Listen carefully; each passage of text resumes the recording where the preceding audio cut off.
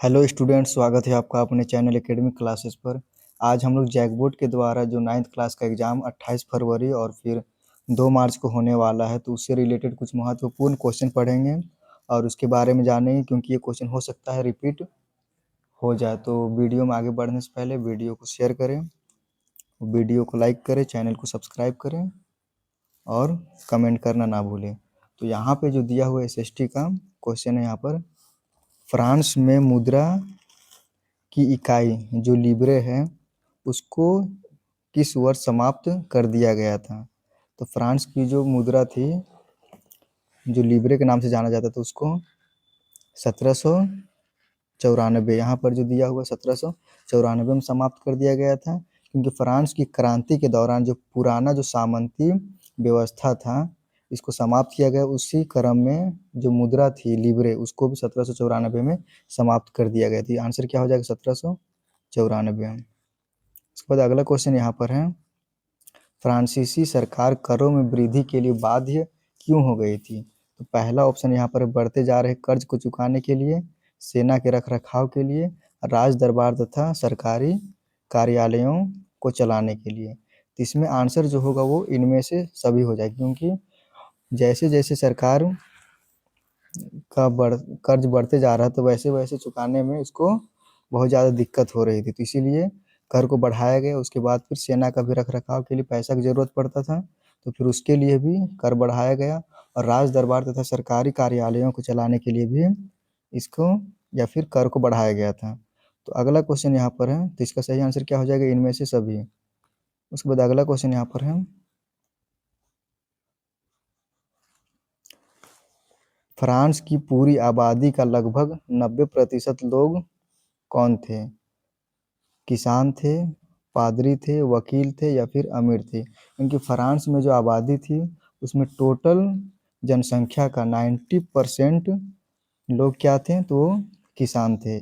किसान ज़्यादातर थे वहाँ पर। तो फ्रांस की अधिकांश जनसंख्या जो किसान थी, जो करों को भार को उठाती थी, यानी कि जितने भी कर थे, टैक्स थे, वो ज़्यादातर किसान के द्वारा ही पे किया जाता था सरकार को या फिर राजा को। अगला क्वेश्चन यहाँ पर है, 1748 में द स्पिरिट ऑफ लॉज ये बुक का नाम है कि रचना किसने की थी? रूसो ने, मार्क्स ने, मोंटेस्क्यू ने या फिर मिराबो ने। तो the spirit of the laws इसकी जो रचना है वो 1748 में किसके द्वारा किया गया था? तो ये मोंटेस्क्यू के द्वारा किया गया था। इसका सही आंसर क्या हो जाएगा? इसका सही आंसर होगा मोंटेस्क्यू।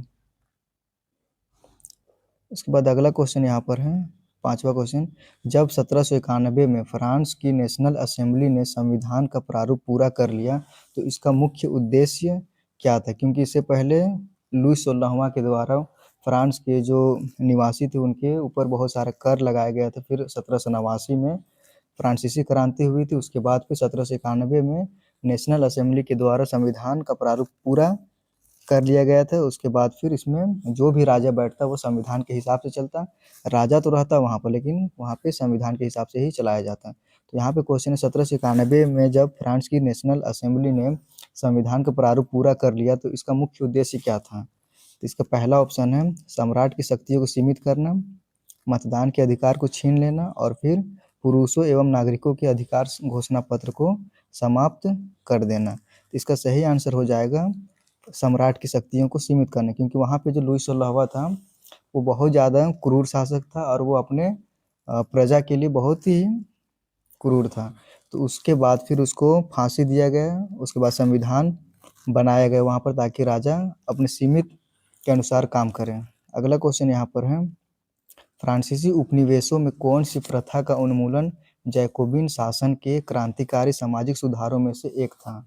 तो इसमें पहला क्वेश्चन ये ऑप्शन है, दहेज प्रथा, दास प्रथा, जाति प्रथा या फिर सती प्रथा। तो इसमें आंसर हो जाएगा दास प्रथा। इसका सही आंसर क्या हो जाएगा? तो दास प्रथा होगा। यानी कि फ्रांसीसी उपनिवेशों में कौन सी प्रथा का उन्मूलन जैकोबिन शासन के क्रांतिकारी सामाजिक सुधारों में से एक था? तो इसका सही आंसर हो जाएगा दास प्रथा। अगला क्वेश्चन यहाँ पर है, निम्न में से कौन यूरोप में ऐसा राष्ट्र चाहता था जिसमें सभी धर्मों को बराबर का सम्मान और जगह मिले? इसमें जो हो जाएगा वो उदारवादी, क्रांतिकारी, समाजवादी या फिर राष्ट्रवादी। इसका सही आंसर होगा उदारवादी।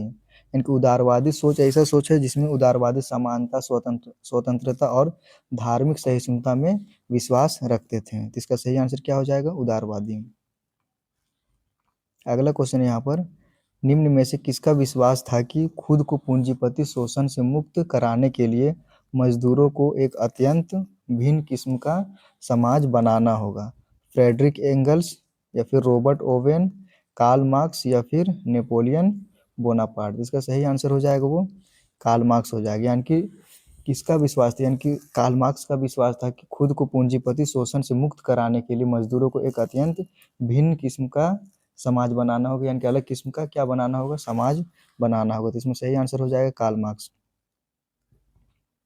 इसके बाद इसमें अगला क्वेश्चन है, फिनलैंड, लातविया, लिथुआनिया, एस्टोनिया तथा पोलैंड के कुछ हिस्से किस साम्राज्य के अंग थे? फ्रांसीसी, इटली, जर्मनी या फिर रूसी? तो इसका सही आंसर हो जाएगा रूसी साम्राज्य के। यानी कि फिनलैंड और लातविया, लिथुआनिया, एस्टोनिया तथा पोलैंड ये सब देश का नाम है कि कुछ हिस्से किसके साम्राज्य के अंग थे? तो ये रूसी साम्राज्य का अंग हो जाएगा। अगला क्वेश्चन यहाँ पर है, मार्क्स के विचारों को मानने वाले समाजवादियों ने 1898 में किस पार्टी का गठन किया? तो इसका सही आंसर हो जाएगा, पहले यहाँ पे ऑप्शन देखते हैं, समाजवादी क्रांतिकारी party, Russian social democratic workers party या फिर लेबर पार्टी? तो इसका सही आंसर होगा समाजवादी नहीं Russian social democratic workers party. इसका सही आंसर क्या हो जाएगा? Russian social democratic workers party. इसमें क्वेश्चन ये पूछा हुआ कि मार्क्स का जो विचार था उसको मानने वाले समाजवादियों ने 1898 में किस पार्टी का गठन किया? तो इसमें क्या हो जाएगा? Russian social democratic workers party. अगला क्वेश्चन यहाँ पर है, 1914 में दो यूरोपीय गठबंधनों के बीच युद्ध छिड़ गया। एक खेमे में जर्मनी, ऑस्ट्रिया और तुर्की थे, तो दूसरे खेमे में कौन कौन सा देश थे? यानी कि 1914 में जो विश्व युद्ध हुआ था उसमें पहला जो खेमा था उसमें जर्मनी, ऑस्ट्रिया और तुर्की थे, और दूसरा खेमा में कौन कौन सा देश थे उसी के बारे में बताना। तो इसका सही आंसर क्या हो जाएगा? इसका सही आंसर है फ्रांस, ब्रिटेन व रूस। ये हो जाएगा इसका सही आंसर। उसके बाद अगला क्वेश्चन यहाँ पर है, पूर्व देशांतर, ये ज्योग्राफी का क्वेश्चन है। पूर्व देशांतर रेखा जो भारत की मानक समय रेखा मानी जाती है वह भारत के किस राज्य और शहर से होकर गुजरती है? तो ये ऑप्शन यहाँ पर है, उत्तर प्रदेश मिर्जापुर, बिहार का पटना से या फिर झारखंड का रांची से या फिर गुजरात का गांधीनगर से? इसका सही आंसर क्या हो जाएगा? ये हो जाएगा उत्तर प्रदेश का मिर्जापुर। यानी कि इसको इसीलिए माना जाता है क्योंकि उत्तर प्रदेश का मिर्जापुर है वो दोनों साइड से, इंडिया के दोनों साइड से क्या है? बीच में है। उसके बाद फिर इसमें 2 घंटा का जो फर्क होता है वो यहाँ पे नहीं होता है। तो यही इसका सही आंसर हो जाएगा, मिर्जापुर उत्तर प्रदेश का। उसके बाद अगला क्वेश्चन यहाँ पर, पश्चिम में यूरोपीय देशों एवं पूर्वी एशियाई देशों को कौन सा सागर मिलाता है? इसका सही आंसर हो जाएगा प्रशांत महासागर। कौन सा सागर? तो ये प्रशांत महासागर इसका सही आंसर है। उसके बाद अगला, भारत की भूमि की सीमाएं उत्तर पश्चिम में किस देश के साथ जुड़ी हुई हैं? तो पाकिस्तान एवं अफगानिस्तान, नेपाल एवं भूटान, म्यांमार एवं बांग्लादेश या फिर पाकिस्तान और चीन? तो इसमें क्या आंसर हो जाएगा? उत्तर पश्चिम में बोला गया, तो उत्तर पश्चिम में कौन सा ये है? तो उत्तर पश्चिम हो जाएगा पाकिस्तान और फिर अफगानिस्तान में। जैसे यहाँ पे जो है इंडिया का मैप है ये,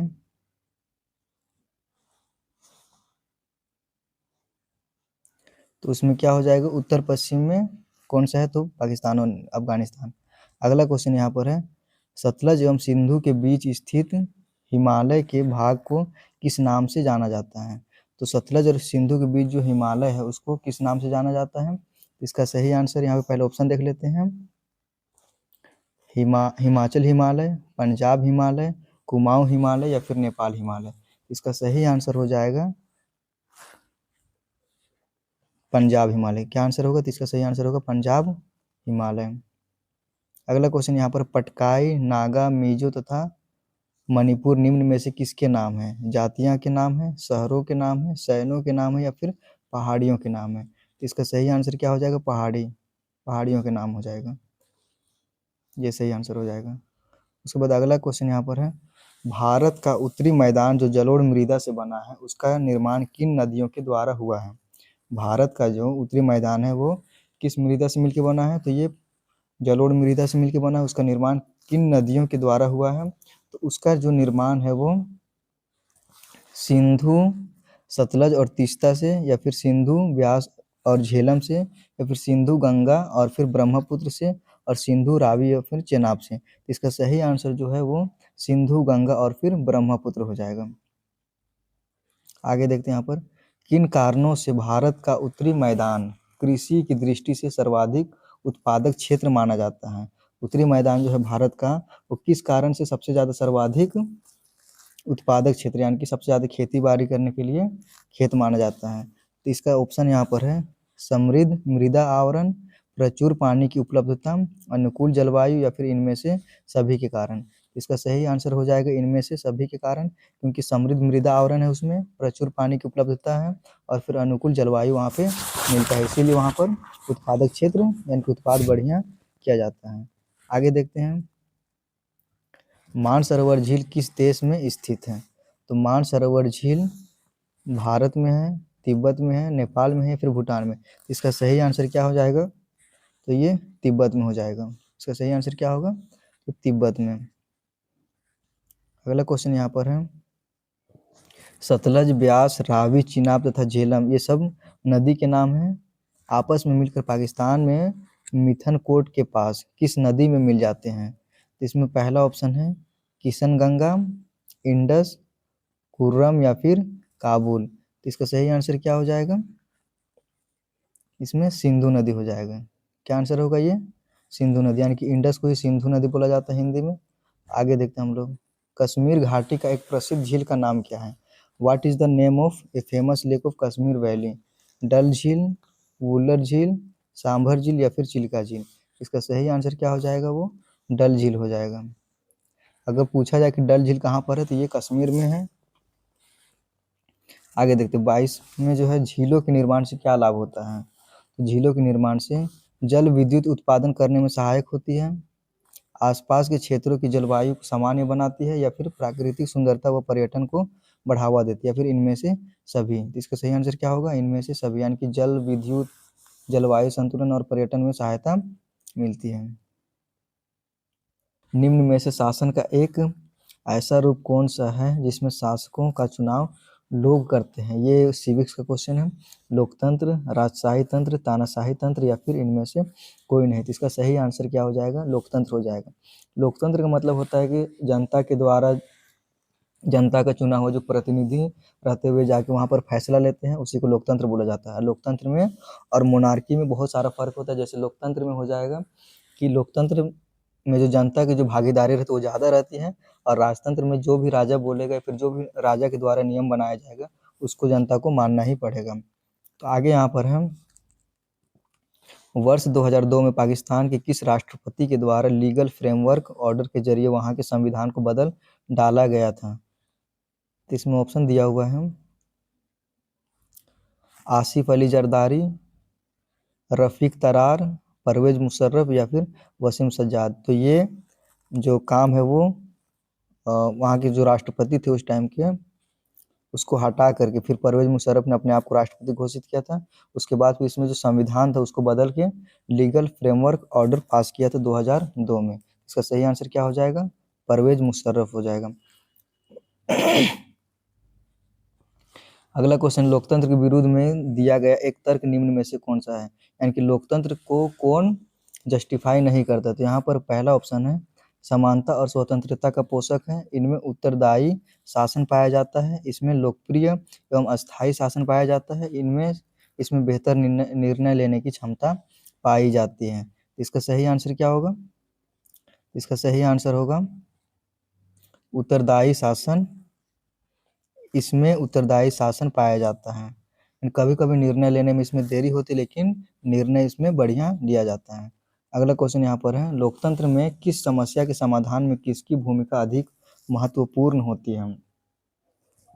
तो whose role is more important in the solution of a problem in a democracy? विपक्षी दल, मीडिया, सत्तारूढ़ दल या फिर इनमें से सभी। 3 में क्या हो जाएगा, सभी हो जाएंगे, क्योंकि अगर ओपोजिशन ना हो तो फिर जो गवर्नमेंट के द्वारा जो भी कानून लाया जाए उसमें जो कुछ कमी रहे या फिर कुछ ये दिक्कत रहे तो उसको कौन बताएगा, तो वो ओपोजिशन पार्टी बताएगा। उसके बाद में मीडिया जो है, जो भी सरकार के द्वारा जो काम करवाया जाएगा या फिर विपक्ष के द्वारा जो काम रोका जाएगा उसमें मीडिया का बहुत सारा हाथ रहता है कि उसको बताए, ताकि जनता को पता चले कि हाँ ये मतलब देश में क्या हो रहा है। सत्तारूढ़ दल दल इसमें भी ये जरूरी है, क्योंकि कानून जो है वो सत्तारूढ़ दल ही पास करती है। आज की दुनिया में लोकतांत्रिक शासन व्यवस्था का सबसे आम रूप है। इसका सही आंसर क्या हो जाएगा, पहले ऑप्शन देख लेते हैं, लोगों द्वारा चुने गए प्रतिनिधियों के माध्यम से शासन चलाना। दूसरा है जनता द्वारा एक स्थान पर जमा होकर शासन संबंधी निर्णय लेना। तीसरा है मताधिकार के अधिकार को लोगों से छीनना। तो इसका सही आंसर क्या हो जाएगा, तो इसका सही आंसर जो होगा वो प्रतिनिधि द्वारा जो लोकतंत्र में चुना गया है उसी को बोला जाता है। जैसे लोगों द्वारा चुने गए प्रतिनिधियों के माध्यम से शासन चलाना, ये इसका सही और फिर करेक्ट आंसर हो जाएगा। उसके बाद अगला क्वेश्चन यहाँ पर है, नेल्सन मंडेला को दक्षिण अफ्रीका के सबसे भयानक जेल में 28 वर्षों तक रहना पड़ा। वह जेल किस द्वीप में स्थित था, मेरियन द्वीप, डायर द्वीप या फिर मालगास द्वीप या फिर रोबेन द्वीप। इसका सही आंसर क्या हो जाएगा, तो फिर रोबेन द्वीप हो जाएगा। लगभग 28 साल तक वहाँ पे रहे थे। दक्षिण अफ्रीका में अगला जो क्वेश्चन है, दक्षिण अफ्रीका में रंगभेद के खिलाफ जब जनता के संघर्ष और विरोध बढ़ने लगा तो वहाँ की सरकार ने अपनी नीतियों में क्या बदलाव शुरू किया। यानी कि दक्षिण अफ्रीका में जब रंगभेद के खिलाफ जब जनता के संघर्ष और विरोध बढ़ने लगा तो वहाँ की सरकार ने अपनी नीतियों में क्या बदलाव शुरू किए। तो उसमें जो है पहला ऑप्शन दिया, भेदभाव वाले कानून को वापस ले लिया। दूसरा ऑप्शन है राजनीतिक दलों पर लगा प्रतिबंध उठा लिया, नेल्सन मंडेला को आज़ाद कर दिया। इसका और इसमें लास्ट में जो है ऑप्शन हो इनमें से सभी। तो इसका सही आंसर क्या हो जाएगा, इनमें से सभी, क्योंकि भेदभाव वाले कानून जो है उसको पास किया था, बाद में फिर वापस ले लिया गया था। फिर राजनीतिक दलों पर लगा जो प्रतिबंध था वहाँ पे जो साउथ अफ्रीका में लगाया गया था उसको उठा लिया गया। नेल्सन मंडेला को 28 साल के बाद वहाँ पे रिलीज किया गया था। लोकतांत्रिक शासन, अगला क्वेश्चन है, लोकतांत्रिक शासन वाले देशों में किसका होना जरूरी माना जाता है, तो राजा का, संविधान का, युद्ध का या फिर अकाल का। तो इसका सही आंसर क्या हो जाएगा, संविधान की, क्योंकि संविधान के द्वारा ही बताया जाए कि कैसे नियम यहाँ पे लागू है और फिर क्या इसमें करना चाहिए और क्या नहीं करना चाहिए और किसको कितना लिमिट दिया गया, चाहे राजा हो चाहे वहाँ का प्रजा हो। अगला क्वेश्चन यहाँ पर है, भारत देश ने किस आधार पर हुए बंटवारे की विभीषिका झेली है, धर्म के आधार पर, जाति के आधार पर, लैंग्वेज के आधार पर या फिर भूमि के आधार पर। इसका सही आंसर क्या हो जाएगा, धर्म के आधार पर। इसका सही आंसर क्या होगा, तो धर्म के आधार पर। आगे यहाँ पे दिया हुआ, संविधान प्रमुख रूप से क्या काम करता है, लोगों के बीच जरूरी भरोसा और सहयोग विकसित करता है। उसके बाद है सरकार के अधिकारों की सीमा तय करता है, समाज के गठन के लिए लोगों की आकांक्षाओं को व्यक्त करता है या फिर इनमें से सभी। इसका सही आंसर क्या हो जाएगा, इसका सही आंसर होगा इनमें से सभी। जैसे लोगों के बीच जो भरोसा है और सहयोग विकसित करते हैं, यानी कि संविधान में जो लिखा हुआ होगा किसी को न्याय मिलना है तो फिर वो वहाँ पे अधिकार अपना दिखा सकता है। सरकार के अधिकारों की सीमा तय करती है, क्योंकि सरकार जो है किसी को भी कभी भी कुछ नहीं कर सकती, चाहे वो गिरफ्तार हो या फिर कुछ भी हो। समाज के गठन के लिए लोगों की आकांक्षाओं को व्यक्त करता है। तो इसका सही आंसर क्या हो जाएगा, इनमें से सभी। उसके बाद पालमपुर के निकटतम बड़े गाँव का नाम क्या है, तो पालमपुर के निकटतम बड़े गांव का नाम जो है रायगंज, शाहपुर, रामपुर या फिर भरतपुर। इसका सही आंसर क्या हो जाएगा, शाहपुर हो जाएगा। पालमपुर एक काल्पनिक कहानी है जो हम लोग का इकोनॉमिक्स में दिया हुआ है क्लास 9th का। आगे देखते हैं यहाँ पर, what is the name of the nearest big village to Palampur. ये वही क्वेश्चन था, बस इसमें इंग्लिश में दिया हुआ है।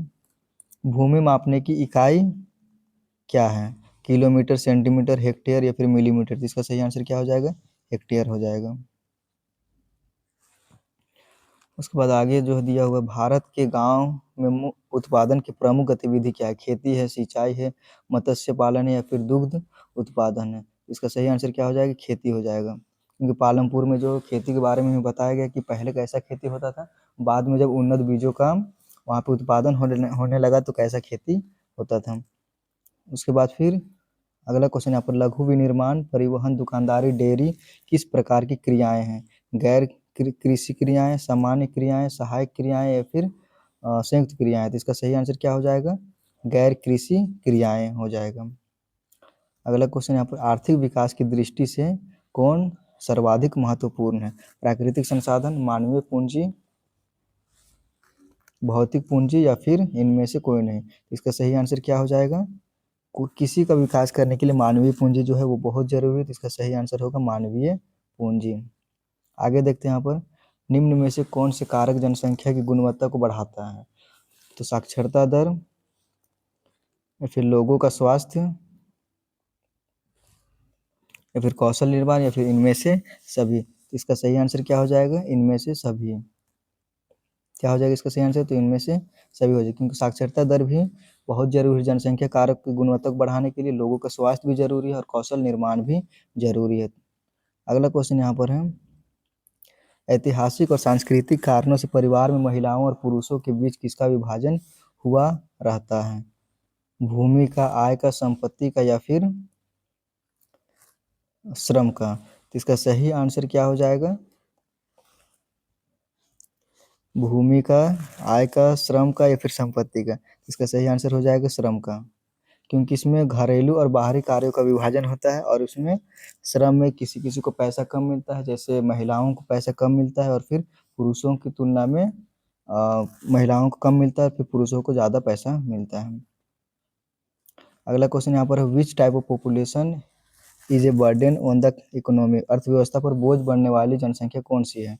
निरक्षर और अस्वस्थ, शिक्षित और स्वस्थ, कुशल और प्रशिक्षित, कार्यशील और उत्पादक। इसका सही आंसर क्या हो जाएगा? निरक्षर और फिर अस्वस्थ। यानी कि निरक्षर रहेंगे, पढ़ा लिखा नहीं रहेगा तो फिर ज़्यादा दिक्कत होगा उनको, उसके बाद फिर अस्वस्थ रहेंगे तो कुछ काम में नहीं आ सकता है। तो ये है 40 क्वेश्चन। आप लोग हो सकता है ये क्वेश्चन हो सकता है रिपीट हो, तो आप लोग जरूर वीडियो को शेयर करें। ये PYQ है और वीडियो को लाइक करें और जरूर 9th क्लास के स्टूडेंट को शेयर करें, लाइक करें और कमेंट करें। अगर उसकी किसी तरह कोई गलती हुआ होगा तो आप लोग इसमें बताएं और मेरे चैनल को सब्सक्राइब कर दें। Thank you.